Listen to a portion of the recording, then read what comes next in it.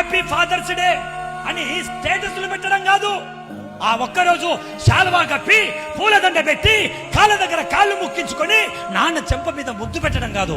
Fathers day అంటే ఆ ఒక్కరోజు మాత్రమే వారిని గౌరవించడం కాదు.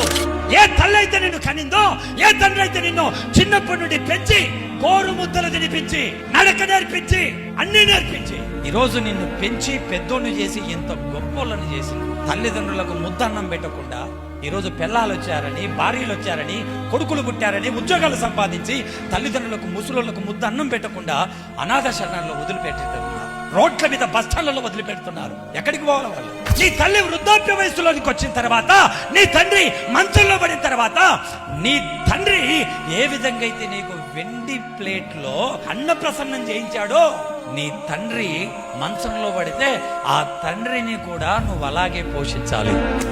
ఈరోజు తల్లిని నువ్వు గౌరవించకపోతే, తండ్రిని నువ్వు గౌరవించకపోతే దేవుడు ఊరుకోడు. ఆ తల్లిదండ్రుల శాపం ఆ తల్లిదండ్రుల ఉసురు కొట్టుకుంటుంది. మనందరిలో మార్పు రావాలి.